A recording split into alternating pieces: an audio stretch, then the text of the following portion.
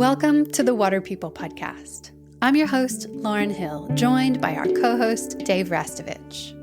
This season is supported by Patagonia, whose purpose-driven mission is to use business to save our home planet. Today we're in conversation with Jock Sutherland. Jock grew up on Oahu and is the son of adventurer Audrey Sutherland, who we referenced several times in our conversation, namely her wonderful book, Paddling My Own Canoe. Continuing in the slipstream of his mother's daring, Jock went on to become one of the most versatile surfers of the 1960s. He claimed the cover of Surfer Mag in 1966, won the 1967 Duke Kahanamoku Invitational, and was featured in nearly a dozen surf movies, including Pacific Vibrations. We used to call him the Extraterrestrial, fellow surfer Jeff Hakman later said, because he was so good at everything. He could beat anyone at chess or Scrabble, he could smoke more hash than anyone, take more acid, and still go out there and surf better than anyone. In early 1970, to the shock of the surfing world, Jock enlisted in the U.S. Army to fight in Vietnam. He never made it to active duty, but spent 2 years in the service, after which he was rarely included in surf media. In 1989, Jock was busted for running cocaine and spent 2 years in prison. In his complexity and cleverness, Jock has held an iconic position in the surfing community, a kind of hero's hero, for his pioneering approach to tuberiding and switchfoot surfing in waves of consequence. We acknowledge the Bundjalung Nation, the first and ongoing custodians of the land and waters where we work and play, who have lived, worked, and cared for this sea country for tens of thousands of years. Respect and gratitude to all First Nations people who continue to practice the cultural, spiritual, and educational customs of their ancestors. Davey, when did you first come across Jock Sutherland's story? I remember having a little surf trip with Jerry Lopez and Rob Machado in Fiji. Wowza, I can't even remember what year it was, but it was quite a long time ago. And here I was, this little dork from New Zealand, Australia, starting my surfing life and I guess career as well. And I was sitting with Rob and Jerry and we were on Tavarua and they were talking about their influences because I was saying how they had influenced me. And I guess then we got to Rob saying that it was Jerry that influenced him, and then Jerry saying it was Jock Sutherland and others, Paul Strow and many other surfers, but Jock Sutherland came up when Jerry was talking about that. And I loved that I hadn't heard that much about him. I loved that he was someone of such surfing skill and underground notoriety in surfing and in waves of consequence, namely all those waves along the North Shore, that Jock had been right there in the centre of the pit at Pipe way back in the day, had been right there taking off deep of the peak at sunset, going switch, so he could face the wave and make it if it was a really, really walled out wave, because he was originally a goofy foot surfer, but he would switch if he needed to, if there was a fast running right there or at Waimea Bay, when a walled west set would come and he would need to get moving, he would switch. So not only was he able to take off of these, big, intimidating waves, but do so with switch foot in his mind and be able to decode the speed and the nature of each single wave in those lineups. No leg ropes, big tankers, often very empty lineups, no jet skis in the channel to assist, no real safety nets. And so I remember hearing all of that. And then I also remember around 2001 meeting his son Gavin in Hawaii. He was actually sponsored by Billabong as well at the time. Really great surfer, really friendly, really stoked guy. And I also met him while paddling the Molokai to Oahu Channel for the paddleboard race in 2001. And again, just full of aloha, just like a real stoked guy. So all of those things really added up to a deep respect for me, and also a curiosity. Who is this guy who is so skilled and also so celebrated by the most influential and just amazing surfers of the timeline of the last, 30, 40, 50 years? what's his story? I loved that he didn't hang his hat on surfing world accolades, and his happiness didn't seem to depend on how many people knew his name and being a part of all of that machine. He was of those surf films of that time, but it just didn't seem like the be-all and end-all, and I just really admired that. It was curious that he didn't hang his hat on those accolades, and felicitous, I guess, in the end, because he did something truly radical in the time, in the late 60s, early 70s. He enlisted in the military for the Vietnam War, which was... I feel like it's hard to overestimate how anti-surf culture that would have been at the time. He was really following his own ideas of what he should be doing with his time, and he wasn't finding the surfing accolades and winning contests. He wasn't finding that to be the most fulfilling thing in life. And it's so interesting that the surf media ended up sort of turning their backs on Jock and not including him in stories much after that decision. And that's probably why lots of us don't know about his story. Yeah, and to me, that is a real indicator of just the superfluous and kind of petty aspect of our big surfing organism that surf media can be.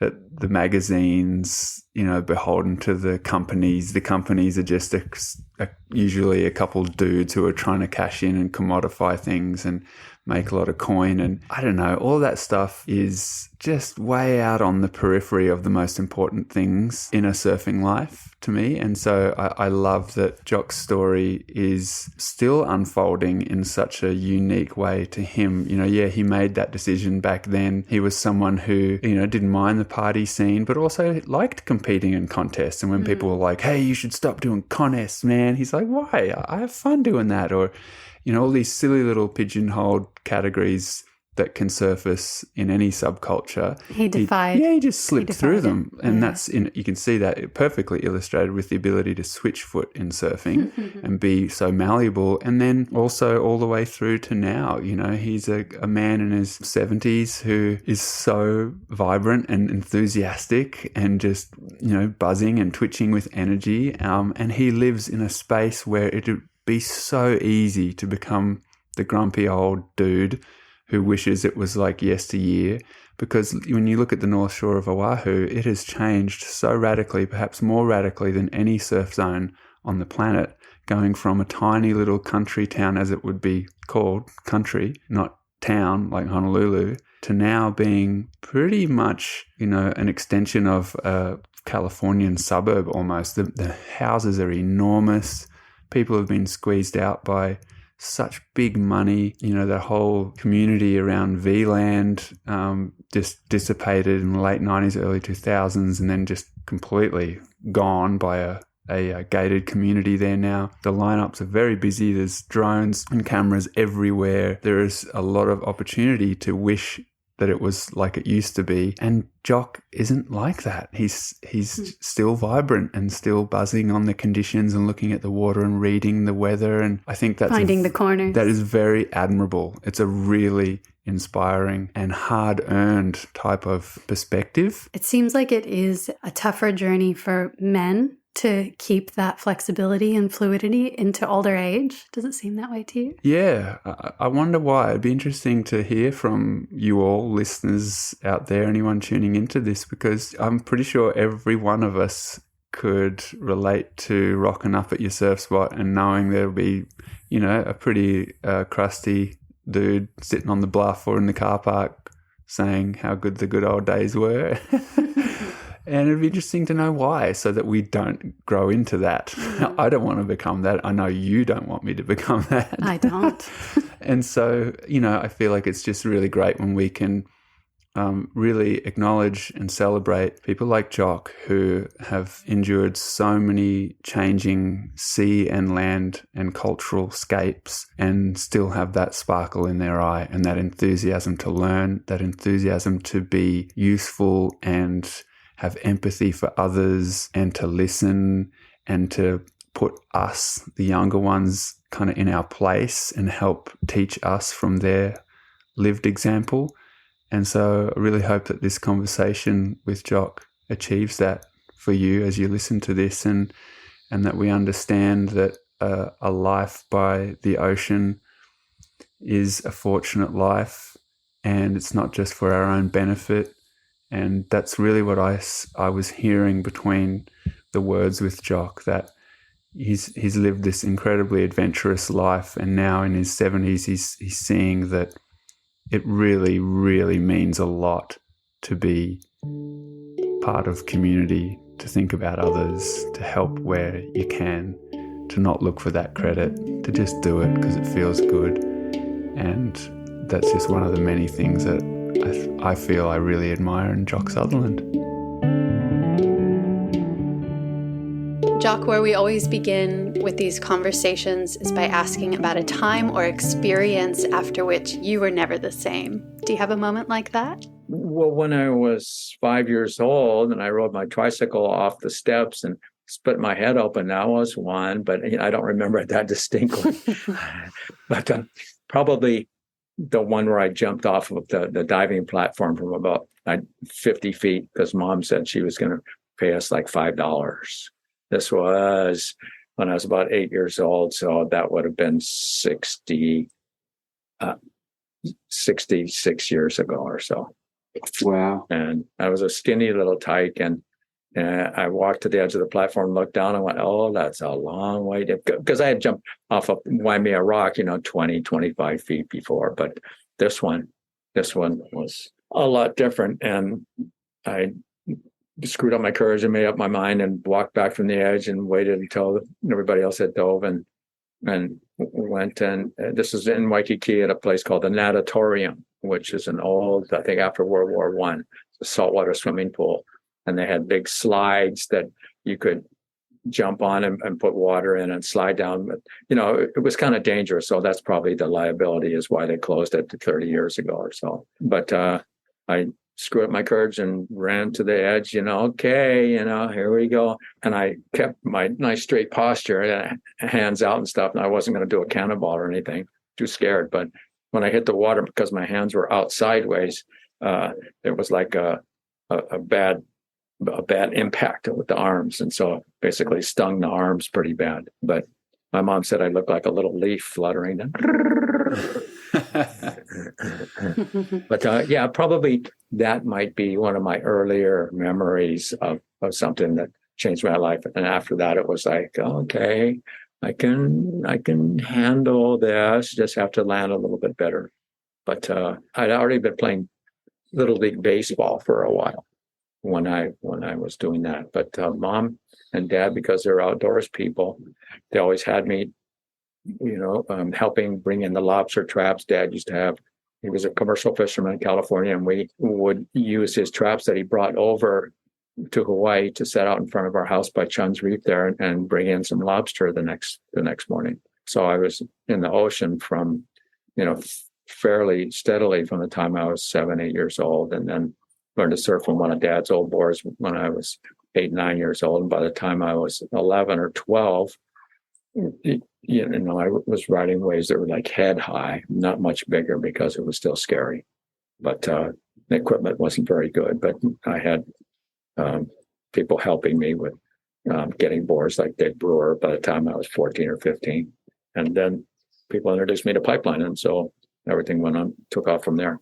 And Jock, do you credit that early diving platform experience with preparing you for going over the falls at Pipe?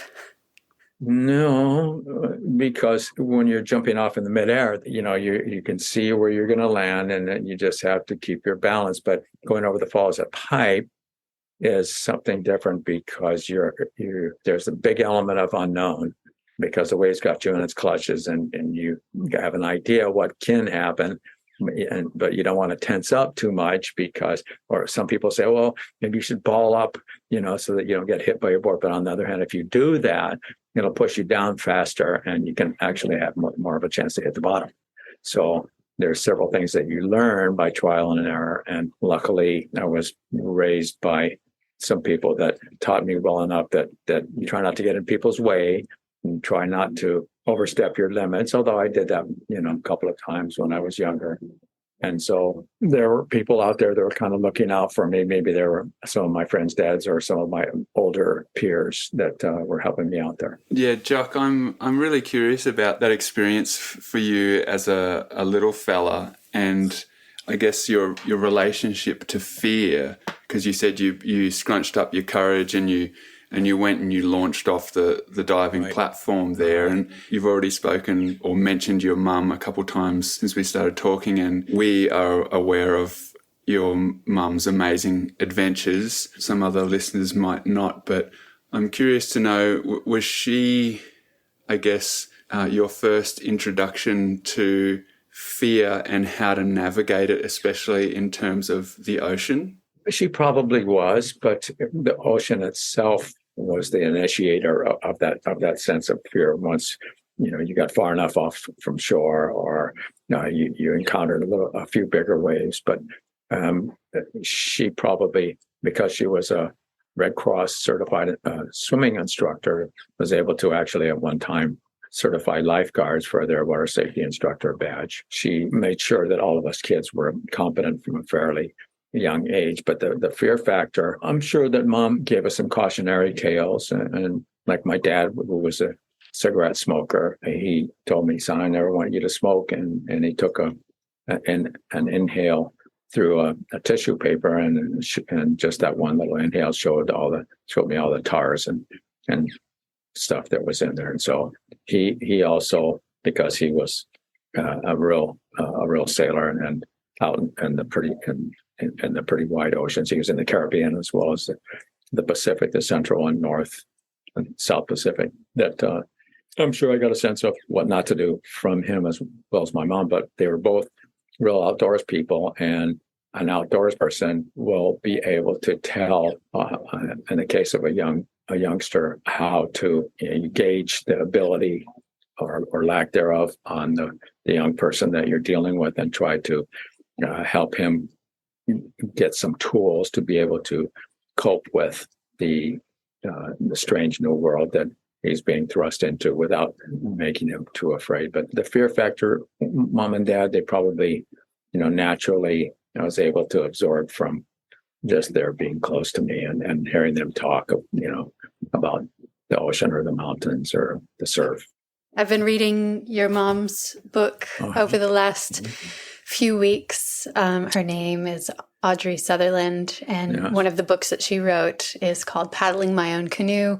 It's such a beautiful read, and it's so deeply inspiring. She was a single mom of 4 in the 1960s, found herself drawn to the rugged coast of Molokai while flying over to a neighboring island, and she wrote, quote, "Some inner wildness there since childhood surged up and answered that wild country and said very simply, yes, I'll come."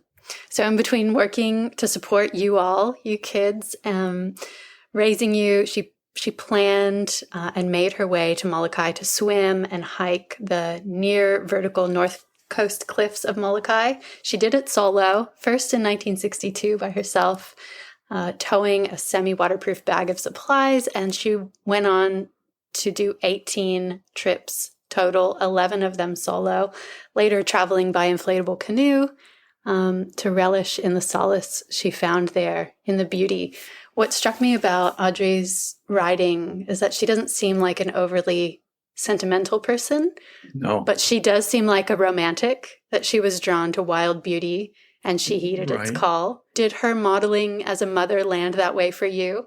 What was the experience of watching your mother go away on these wild adventures and come back? Well, by the time we were 12 years old, 14 years old, we realized that she had been not stymied, but some of the things that she wanted to do when she was 19 or 20 or 21 years old, after she had met my dad, had to be put on the back burner because of raising us 4 kids. But by the time we were, 10 or 15 years old, we were able to pretty much handle ourselves. And so my older sister was kind of put in charge of us, and off she went for a week or 10 days and said, "Okay, here's where I'm going. If I don't come back, here's where to look for me."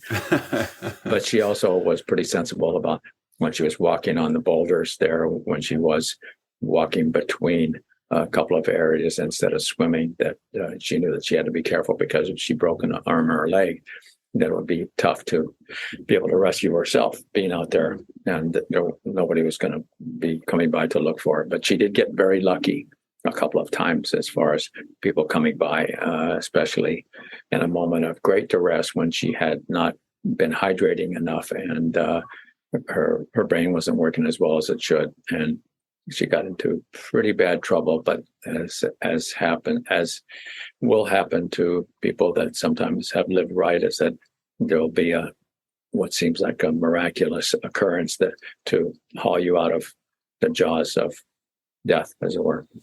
Have you had an experience like that? One Yeah. of those miraculous encounters? Can you tell us about one?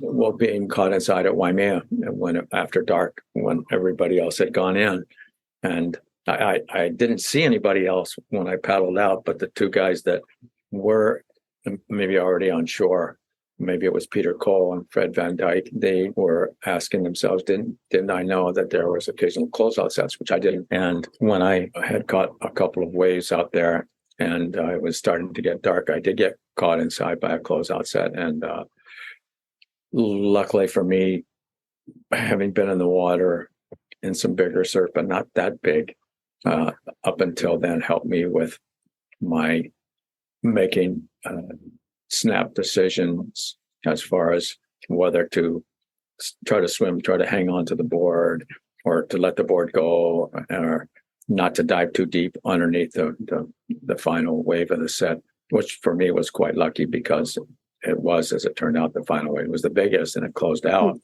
But luckily for me, I didn't dive too deep and therefore get into worse trouble, because I was already kind of tired. But the adrenaline, of course, will kind of take over. Even though you are out of breath, the adrenaline just kind of helps you get a little bit of extra win. And in actuality, they say, I think it's been some extreme athletes, they've done tests where they have you blow out all of your air, and they're just sitting there with an aqualung in case you get into trouble. But what will happen is, it's like the mammalian diving reflex, is you'll get a little teeny bit of reserve. I guess technically what happens is the lungs will pull oxygen from the plasma, if I'm not incorrect here, and that will give you a little bit of extra air in a moment of extreme duress for you to have an extra, say, 10 seconds.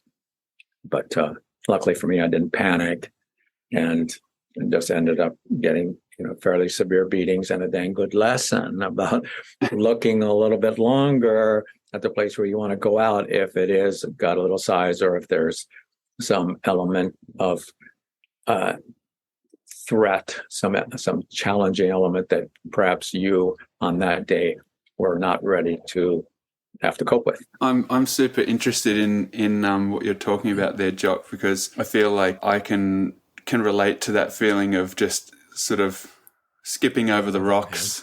Yeah, skipping, seeing the conditions to enough of a point where you're like, I want to be out there. I have to be out there. I'm going to skip over the rocks and launch off the rock shelf and paddle out. And then all of a sudden might find myself in a very hairy situation. A lot of my friends around home think I have more than 9 lives, because I get in these situations a fair bit and seem to just sort of to squeak through. But I'm curious, because it sounds like we might have a similarity in some of those sort of antics.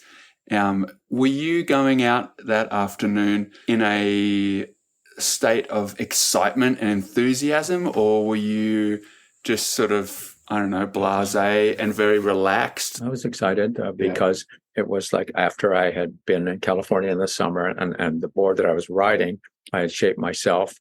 It wasn't a bad shape. It's just that because it was 8.4 or 8.6, it was too small, of course, for that day. But it was big enough to get into the wave early. It was not like riding too short of a board. But when I saw the waves, I went, oh, that looks doable. Maybe I saw a 15 or 20 foot set and decided, okay, yeah, there's not much light left, but I can do this. I got a nice board. Yeah, let's go. So I was excited. There was not, if there's some good sized waves and you're not that fired up about it, well, then maybe you should give it a pass, because you do want to have enthusiasm, especially if it's bigger. Even if it's smaller, you can just say, well, I'm going to go out for a paddle, and if I catch something, then there'll be a bonus, but I'll still get a workout, and there's no big expectations. But on a bigger day, you double check things, you hope, and go, okay, I feel all right, body's all right, the board's good, and it doesn't look too windy, not a big rip or anything. We'll go give it a shot. And I did catch a couple waves before I got caught inside. I took off. What'll happen is when you're a goofy foot on a bigger wave, especially in the old days when boards weren't that streamlined, is you'd take off and you try to turn quickly. And when that happens, you can spin out because you're too high and the board doesn't have enough rail in the face. And that's what happened to me. And basically, I was free falling from maybe 3/4 of the way up the face, and probably free fell, 10 or 15 feet, but the board was tangled up with me. So I kicked the fin a little bit, so I got a small cut on my heel. But that in itself could have been pretty dangerous. Getting a board in the head or something on your way down. It happens. But I got lucky, and so after retrieving my board, it didn't go into the rocks. I was lucky about that, because I was able to get back out and I think get 1, maybe 2 more waves. So I only rode about 3 or 4 waves that whole afternoon before I got the comeuppance, the big statement by Mother Nature. I'm sorry, but you didn't look very careful. And so we're going to give you a little bit of a hard lesson here. And we don't know if you're up for it, but here it is anyway. Love it. Jock, you were mentioning riding those bigger, sort of clunkier, less streamlined boards. I just made a film about the physics of nose riding. And I was curious to ask you, Jock, about the physics of riding longboards at pipe. What was that experience like? Well, a lot of the early boards were round railed and not very streamlined. And so guys were curling up their necks or getting caught in the lip or not able to make the wave. But luckily for me, there was enough streamlinedness in some of the early boards that I was riding for the maneuverability to not be that tough. So like a trestle special, basically streamlined longboards were kind of what I was riding. I don't think I rode too many clunkers, although a lot of my friends, and Jerry Lopez likes to say that when he first came out that they were riding some old clunker Wardies, maybe some California board. But I told him, well, try to take off on an angle, which makes a lot of difference. Or if a board feels too stiff for you, you get back 4 or 5 inches towards the tail end, so it'll turn a lot easier. I ride a little bit longer mid-sized boards, 8 foot, and they're almost 22 wide, but because of the concave bottom and the fullness of the rail, it turns easy, and the thruster, they turn easy, and I can ride it in 3 or 4 ways as well as 10. I'm really curious in that experience how you would cope with land life after having these huge peak moments in the ocean. Well, how were you handling that? Much more quiet. You're very, very much not necessarily brought down a notch, but you were humbled after a big experience like that, and you were moving more slowly after that, and you were more appreciative of just being alive. And that's a phrase that Nat Young told me when I saw him at a fundraiser for the Oceanside Surf Museum about 6 years ago now, because it was the 50th anniversary of the World Contest in Ocean Beach that he had won. And he said to me, because I had never considered him an antagonist or he was a competitor, and I would compete against him. And he almost ran me over a couple of times when I was paddling out. He had made up the distance like from 50 yards away to right on my tail in about 2 seconds. So I was very much aware of his ability. But what he told me at this fundraiser there in Oceanside in California about 6 years ago, he said, Jock, I'm just glad that I'm just happy for your being alive, because so many other people had, misinterpreted the challenges that life can give, whether it's in the water or out. So after a big wave experience, a humbling experience, you find yourself definitely changed, and your outlook any cockiness that you might have had before that experience is definitely far, far away. But cockiness is something that we humans can, especially us guys, can get into a lot easier. Women, they have so much work that, they have so much unpaid work that they do. They're a lot closer to the feeling of what's imperative about life and what will work and what won't, and what not to waste one's time on. Many surfers and many people who have very high highs, especially in their bodies, come back to land and maybe find it lacking or uninspiring. And many of us turn to substances to create those artificial highs and lows. Not necessarily a cup of tea either. No, you've experienced the high highs and the low lows in the water and through substances. Can you talk us through those experiences? Sure. Probably from the time I was 15 or 16, I had friends that were a little older that were in the import-export business, shall we say. They would go to Afghanistan and bring back these wonderful rugs with some big chunks, kilos, if you will, of this very fragrant brown or blackish substance. And then they would bring back home. And so they would invite me, when I was 16 years old. Here, eat this, see what'll happen, see if you like this. And I, being kind of a overly enthusiastic guy, I would do that. But I've learned in my older age that, I will still take a little, instead of smoking it, I will eat a little teeny bit. We're talking about a 1/4 of an inch square piece. And that's plenty, I don't need to do it every day. And Pia, my girlfriend, finds that because she'll have trouble sleeping from worry or stress, or maybe she didn't get enough exercise that day, is that the gummies, half a gummy will help her sleeping. And so she's not adverse to trying a little bit of that. But she just doesn't like it. When her brother and I would have a puff and go surf, this is 5 or 6 years ago, as I would have a tendency to talk too much. So I would be talking about something running off of the mouth, not incoherently, I was just enthusiastic, and I would see the eye that she would be giving me, and she'd be, "Did you have a puff?" And I go, "Oh yeah. So I've learned what will work and what won't work, and how to keep it all in perspective.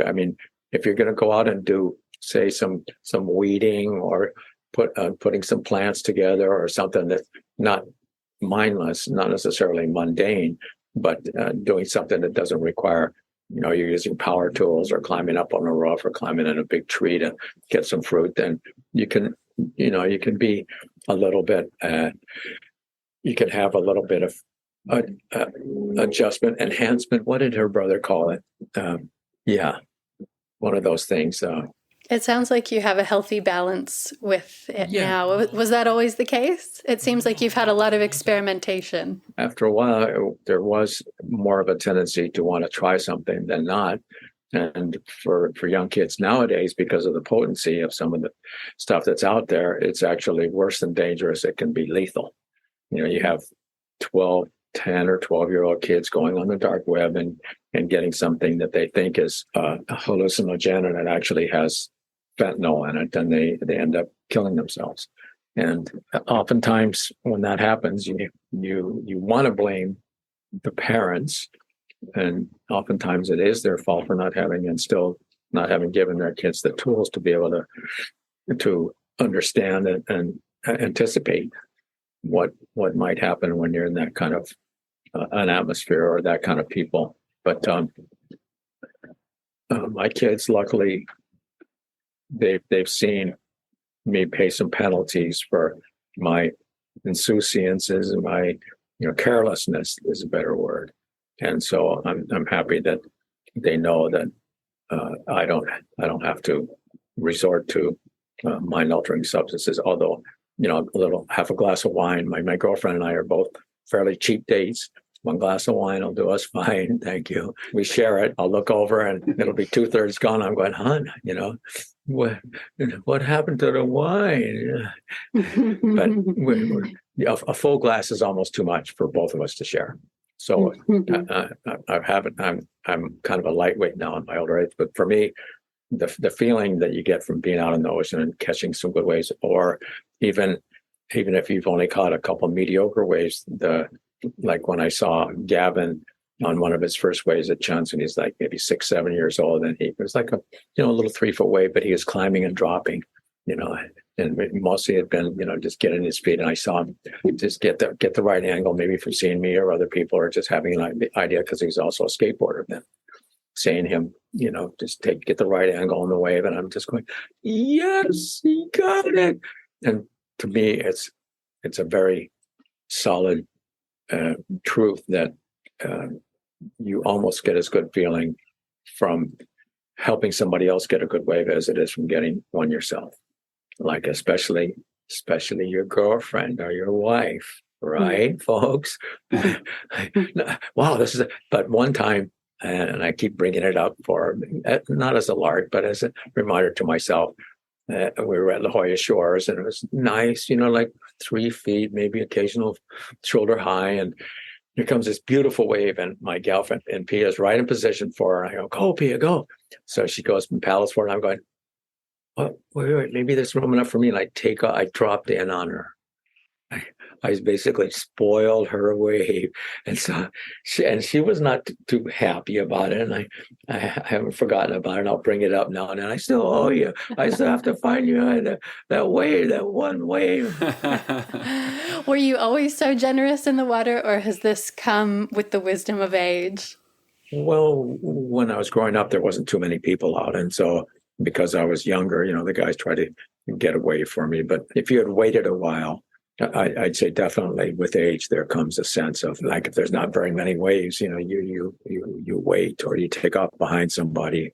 If there's 30 people out and there's only 2 waves in a set, and there's a 5-minute interval between the sets, then you're not going to get very many waves. Maybe you go to the corner or something, but there's a lot of people that say, "I'll never surf the North Shore again. It's just way too crowded." I tell them, "Well, hey, like at Lani Akea, there can be like 80, 90 guys, it can be 6 or 8 feet, 10 feet, and just perfect."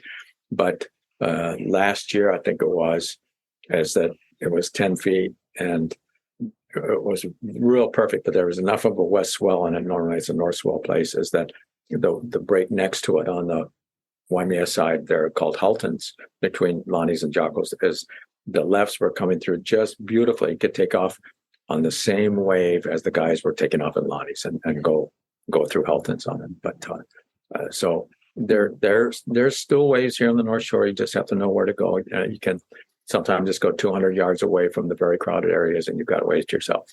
I really appreciate hearing that, Jock, in terms of navigating and adapting to the changing times and the changing environment we're all in, and it's refreshing to hear your point of view, because it seems very easy for a lot of us, especially blokes, as we get older, to calcify and to get stuck and to get rigid and to say things like what you just said, like, "I'll never surf there again, it's too busy," or "I'll never do this again," or "I'll never go there," or "Oh, this place has changed too much," and all these very rigid perspectives. So is there any kind of insight into your decision making that you could share with us and with the listeners in terms of how to do that, how to stay open and flexible and so, like, I guess, vibrant instead of calcified and shut down and grumpy? Well, the first thing, of course, very, very important, very necessary, would be having a sense of humor, but not necessarily an overall, well, that was a funny thing, or that looks funny outside, but also to turn the video camera on yourself and go, "Okay, that was kind of doofusy, or that was kind of foolish, maybe I could make a joke out of it."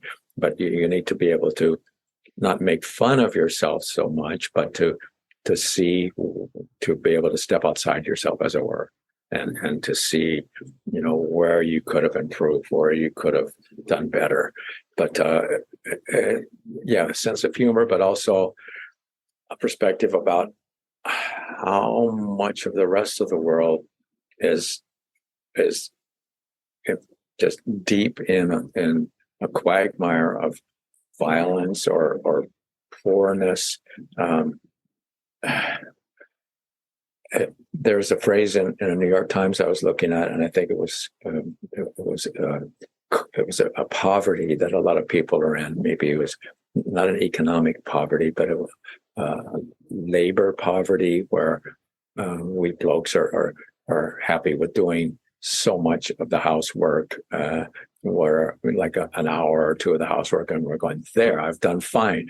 And the little lady's done 4.5, and she's going, yeah, but I still got to fix dinner, and I got to do that. So it's recognizing not only the needs of your family, but also in your community. And so I would say the family unit, like say for the Japanese or for the Hawaiians, was very, very important. It's like there's several books about Hawaiian traditions put out by the Liliuokalani Children's Center here, and they're called Look to the Source, Nana Ike Kumu. Nana means search for, look for. Kumu is like the source or the teacher, but it talks about the old social and cultural practices that were important for the old Hawaiians. And one of them was when Dad was going out fishing, most of the time by himself, is that you, Mom, and the kids weren't playing around and being frivolous. You guys were trying to hold down the energy and keep things on the straight and narrow and back at the house, so that Dad wouldn't have, his focus upset by what was going on back at the house. So I would say, as far as being flexible and having a good attitude in one's older age, it would have a lot to do with making time. I think that was what it is. It was a poverty of time for a lot of people in our world nowadays. And so there's a lot of kids that there's too many kids that Mom and Dad had. And so they weren't able to have the schooling they needed, even though a lot of kids have strived and got lucky and had people that were helping them. And so they end up having kids of their own, and they're still in poverty. And so it's a vicious circle, but it can be broken with the recognizance of what kind of effort, what can we do?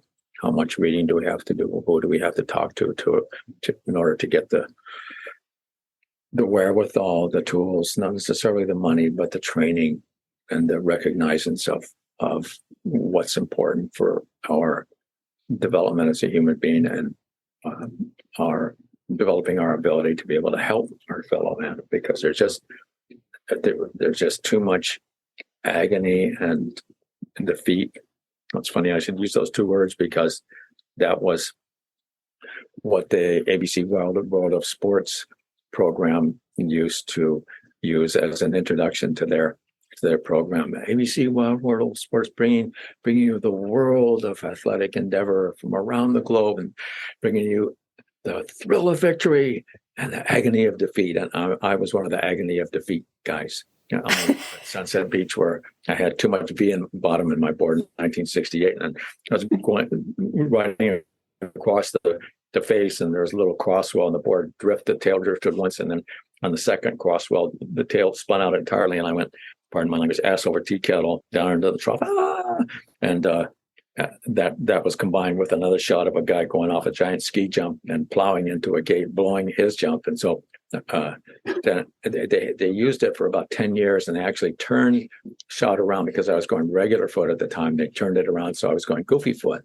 and I'm going, oh, okay, now I can see how good my regular foot was, because now I'm going goofy. Classic. So, and the TV guys told me, oh, can you do that again? And I go, yeah, sure. So I'm so happy that I was able to be surfing when I did, and to be able to meet Duke Kahanamoku when he is still alive, and to actually win his contest and shake his hand and take the winner's trophy, because two months later he was dead. Apologies for interrupting the conversation, but we'd like to take a moment to recognize the generous folks who help make this podcast possible. Sun Butter Skincare is committed to protecting people and the planet. They make vegan, reef-safe, SPF 50 sunscreen packaged in reusable and recyclable tins. They're also the world's first certified palm oil-free sunscreen brand.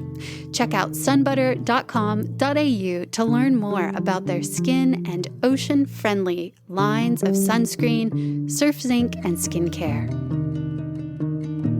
Thanks also to Gary McNeil Concepts, who make cosmic surfboards for cosmic people.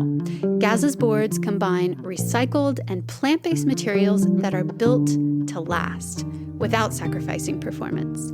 To learn more, head to GaryMcNeilConcepts.com. Right now, because I've been a roofer for 50 years, the knees and shoulders, mostly the knees, are complaining, and they've told me in no uncertain terms, if you want to keep roofing, it's not going to be so good for your surfing. And if you want to carry some of those 80-pound bundles on your shoulder up the 2-story ladder, we might mutiny on you in the middle of that process, and we're not going to tell you ahead of time, and it's not going to be pretty. So, and that's one of the things my girlfriend told me, was to listen to your body. But so for we blokes, that, we like to work, we like to push things, we like to be physical. You need to also include flexibility, which is, doing your stretching. For me, it's all important. Doing, it can be just leg isometrics. It can be like a friend of mine who's a kung fu guy, the qigong, which is the precursor to your. It's like the Tai Chi, and it's basically just stretching and connecting with the energy that's all around you. That's one thing about the Hawaiians and the Japanese and Chinese. A lot of very, very many, maybe I would say most native cultures, is that they have a high regard for the energy that's shown them that exists not only in bigger things like the ocean and the skies and the mountains, but also in individual trees or rocks. And my mom, when I was about 10 or 11 years old, we were living up towards the west side, up in the mountains, not too high, but she thought that she had noticed what we call, our ancestral spirits are called amakua. The Hawaiians believe that there were some stones or some formations that had the essence of some of their ancestors in them, and they would actually move. And my mom swore that there was a rock in the middle of the pasture. She pointed it out to me. She said, I think that rock walks around sometimes. And she said that she had talked to the rancher there from a long, long time, maybe 5 or 6 generations ago, the type of a ranch guy, Von Holt, maybe his name was. And she asked him, do you have a rock and do you know that rock in the middle of your pasture moves sometimes? And he says, you know about that rock? So it wasn't just her imagining it, So yeah, it's easy to not want to consider that mystical things, say magical things. So I've learned through mom and dad both, because they're ocean people and mountain people, and they're people of nature, that these things can happen, and you need to be ready for them. So you need to practice being that aware and being ready. And the more you practice, like there's a great South African golf player, and he would say, the more I practice, the luckier I get. So, if you practice and you work at it, then you're able to see something like that coming. You can anticipate it almost, but when it does happen to you, you have the tools, you have the knowledge, you have the reflexes, you have the inside muscle memory that can be able to put that moment of magic to you. So basically, it's staying flexible and doing your stretching, and swimming helps out a lot. But if the water's too cold or too sharky, the man in the gray suit, right, Dave? Yeah. I've seen him now and then when I've been spearfishing. I've had a couple of fish on my spear, and about a 6-footer. He's cruising around. He's about 30 feet away, and he's kind of looking at me, and he's going, "Are those for me? Is that my supper there?" I'm going, "No, I have a family to feed. I was just leaving. You have a good afternoon." That's right. But anyways, it's all about keeping an open attitude, I guess. But definitely doing your stretch, and your diet is key too, of course. Jock, in reading about the trajectory of your life, two big moments stood out for me as sort of opposites of one another. Yeah, well, you spent 2 years in the Army and 2 years in prison, and I couldn't help but wonder which was more impactful in the scope of your life. They're about equal. Both of them were, when I joined the Army, that was because I was impetuous, and I thought that, okay, because I'm not doing too well in college now because I was too lazy to apply myself, that maybe I can make a good go of it here in the Army. But it could have been actually a lethal decision because of where we were as a country at that time down in Southeast Asia. But luckily for me, a surfer who was in a position to help me there in California, where I was taking my basic training, changed my orders that I was going to get. So I was stationed in the language school there in Monterey, and they had 26 different languages that they would teach to various all the services: the Army, Navy, Air Force, Marines, FBI, CIA, all guys like that. People that were going to go work at an embassy, say, in another country. But being in jail also was an education in itself, but it was more as a result of my having been really a selfish bastard, if you will, looking to have more satisfaction for my physical body than knowing my mental and spiritual self. And it could have cost me really dearly.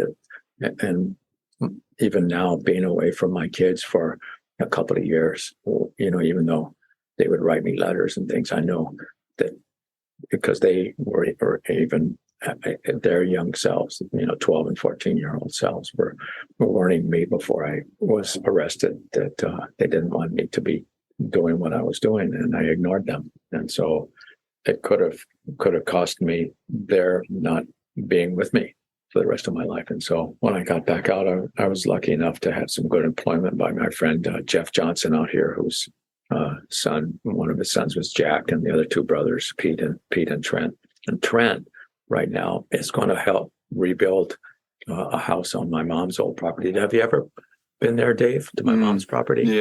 Yeah, amazing. Yeah, Gav was saying that he was starting to grab some of the hardwood and stuff because he didn't want it to disappear.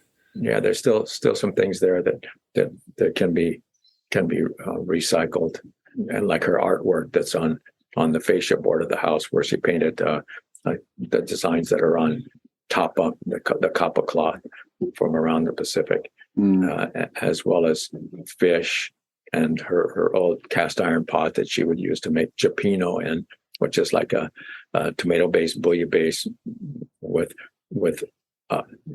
crabs on the half shell and lobster and fish and everything, and you eat it with a bib. You used to have to wear bibs because you're cracking and you're making a big mess. And I love how much of a foodie she is, and she writes about that in Paddling My Canoe. Yeah. How she would have the bare bones of all of her supplies, except she would pack these gourmet meals to have this special treat. Yeah, she says that was one of the pleasures of having these meals, was it was like a sybaritic spoof. It was like a hedonistic almost. Yeah. A pleasure and indulgence there, which made the harshness of the paddle, even though because she was a swimmer most of her life, that she was already in pretty good condition. And once she had swum the north coast of Molokai and she finally got into a kayak, is that those swimming muscles held her in good stead for the kayaking. Oh, I'd love to quote her to you once again. In Paddling My Own Canoe, she wrote, quote, "In 5 years, the 3 trips had taught me how difficult it could be, but I still wanted to go back. It wasn't because of the challenge. I didn't feel daring, and I didn't think my character needed to be improved by conquering something. But now I knew the magnificence of the place, strong and fulfilling. Was there some masochistic satisfaction in the beatings I had taken? I thought not. It was simply that the tender power of Molokai was far more vivid and compelling memory than the physical pain." Jock, you also have been known to push to the outer edges of your physical capability, I'd say in the spirit of your mom's adventuring. What has called you to that edge in your life? Probably being able to do things that were close to being hairy, close to being maybe I can't do this, or maybe it won't turn out well, and to have them work out well, so you know that you have a good chance maybe of being able to do something. It's what has called me to be able to push myself to that. Well, probably the DNA in there, but also growing up with my peers that were also basically, when you get a bunch of blokes together, and nowadays women too, you're all together and you're pushing each other, but it's not dangerously pushing, although sometimes there is that too. It's like the momentum generation. When I saw that movie, and they talked about it. They talk about pushing each other. Oh, he won't go. He won't. And sometimes when you take off on something that you think you don't, you only have a 1 in 3 or 4 chance of making it, and you make it, and you're going, wow, did I just make that? But on the other hand, sometimes there'll be a little low tide backwash warble, or the wind gets your board the right way, and you end up like Jack Johnson face planting on the bottom, or Mark Healy. I don't know, you probably heard about a month ago, we almost lost Mark. He was diving, free diving, as this is one, off of between Lanai and southeast Oahu, a place called Penguin Banks. That's a big shoal, very good diving over there. And he had gone down and maybe not gotten something, on his way back up. Maybe it's down 60 feet, maybe more. And on his way back up, he turns around and there's this big fish. Maybe his instinct told him, a big uku, I think it was. It's just like a big snapper, maybe 20, 30 pounds. And so he turns around without taking a breath and goes back down a little bit and spears him. And I don't know if you ever met Dave Wassel. He's a lifeguard out here, very, very capable guy. Davey was telling me about it. And on the way back up with his fish, he's fighting the fish, struggling to bring him back up. He blacked out. I don't know. He must have been fairly close to the surface, maybe 10 feet, 8 feet or something, because a guy who was a photographer had come back from the boat with a spear. They told him, hey, here, leave your camera here, go take a spear gun and go back over to where Mark is and see if you can find some fish. So he went back over there, and he gets over to where Mark is, and Mark is sinking back down unconscious. And the guy was able to go get him. And if he hadn't been there just when he did, Mark would have been too deep, because the photographer wasn't that big of a diver to get him. And Mark would have been gone. And so Wassel was telling me that, as will be the case, sometimes when you've come real close, is that you're a little bit cocky afterwards, after something like that happens. Think, it wasn't that bad, I'll be fine, and not think too much out of it. But Wassel told him, hey, it was very close there. You could have, you're that wonderful young daughter, wife of yours, they could have been by themselves. They could have been alone from now on. But so Cole Christensen got hurt real bad a couple of years ago. So it can happen, and so it's good to be able to anticipate those kind of things. But you can't always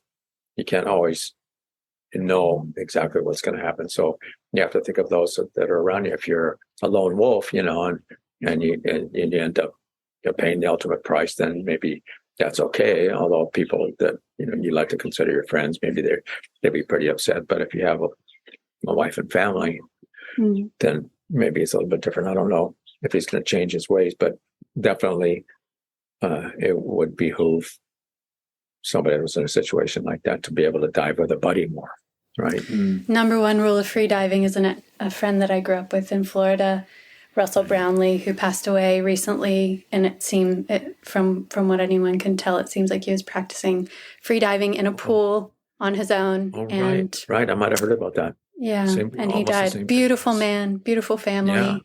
Yeah. Kind of like the young kid from Santa Cruz. Jay Moriarty. Yes. Young Jay. I think he was practicing his apnea too, in a very fairly shallow water.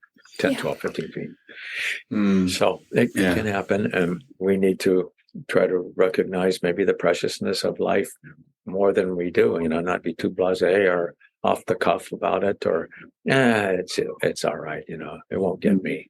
But it's like cancer. It can get you very, very easily. So I just got back from the dermatology yesterday. How did it go? Yeah. I was going to ask you about that. Went okay. There's a few more spots. I mean, I already kind of knew okay, that little raised area down there, like kind of tender area, that's likely to be some problems. He said, yeah, that looks like a basal cell carcinoma.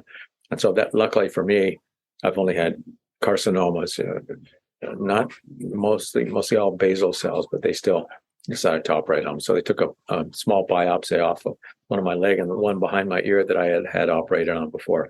Small areas, there's a little tenderness, and I'm going, okay, doc, here, look at this one, look at that one, and a couple of freeze areas. But I consider myself lucky compared to some people that, because they don't like the feel of sunscreen on their skin, they don't wear sunscreen, and they're out there golfing, and and then they end up getting melanoma, and half the flesh on their leg has to be taken off.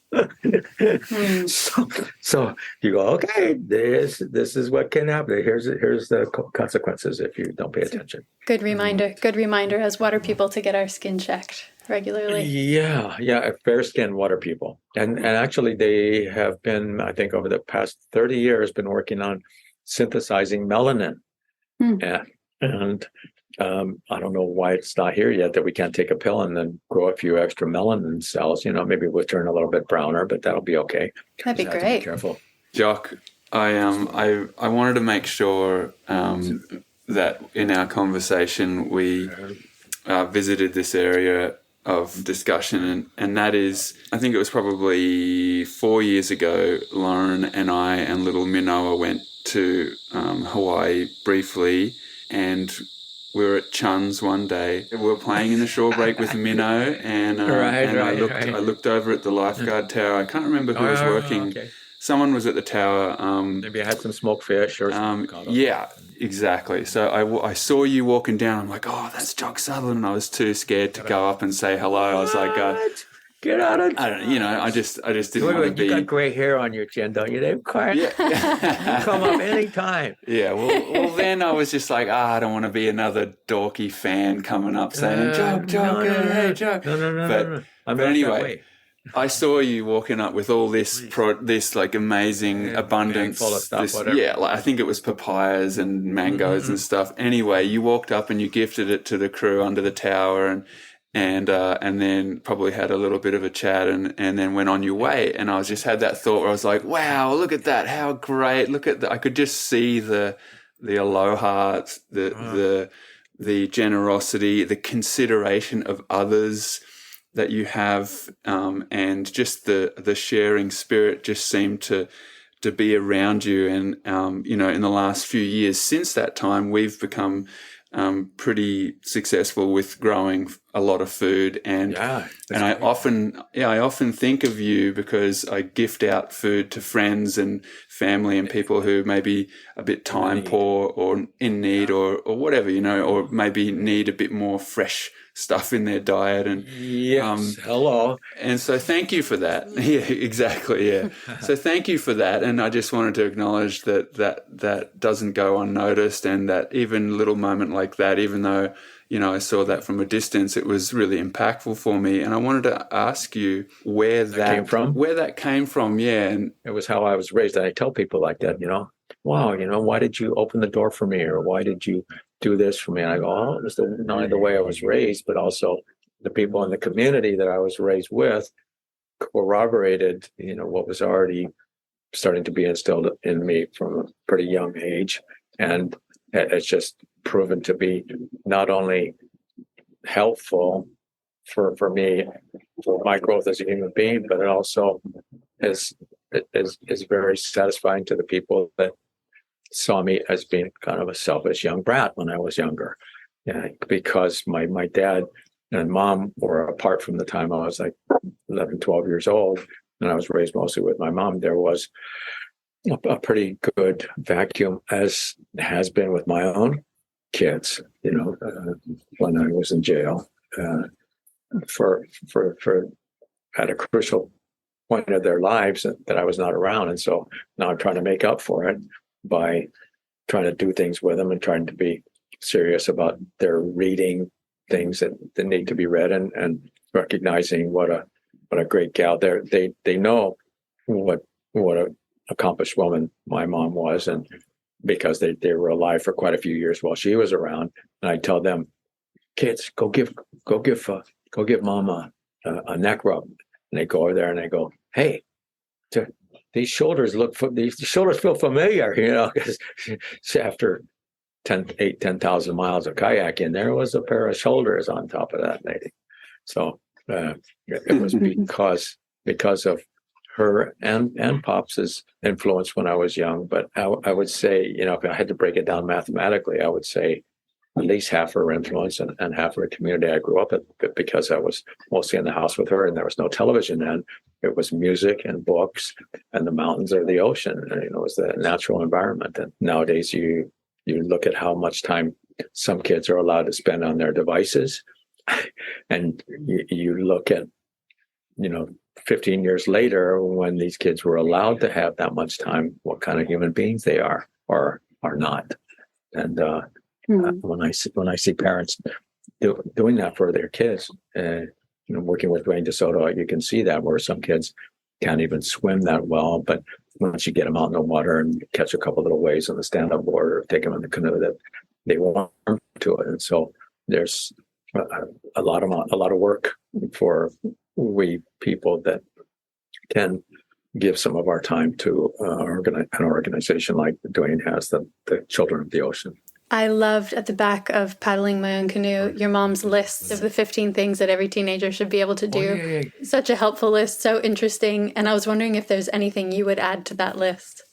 Well, she updated it after a while. It used to be just 15 things. It's a great list, and people comment on it a lot. And even because her book is still selling, not just 4 or 5 copies a year around the country and around the world. I personally am getting royalty checks from Patagonia, a couple $100, $250, a couple times a year, which is great. Oh, thank you, Mom. But it reminds me of what else I have to thank her about. But the list of things, initiative, that is one that might be the most important on the whole list. And I would add, instead of just see work to be done and do it, I would have a comma after that and say, and not look for credit for having done it. And so I tell people, you find some old sourpuss or a lady, that's, kind of disappointed in her life, and she seems a little sour, or she seems a little grim or dour. Is that you go and do something for her and not let her know that it was you, and watch from afar as she goes, "Whoa, somebody likes me out there," and see them change, their whole body chemistry. Well, and it's like I think this is in the Times again, where they're talking about smiling. When I tell people, I go, when I see people frowning, I go, it takes more than 100 muscles to frown, only 16 to smile. You have to work at being unhappy. Thanks for listening with us today. If you have a spare moment, please leave us a review or consider sharing an episode with a friend. Both help us to find the very best stories from our global community of water people. This episode was edited by Ben Alexander. The podcast soundtrack was composed by Shannon Sol Carroll, with additional tunes improvised by Ben Alexander. We'll be continuing today's conversation on Instagram, where we're at Water People Podcast.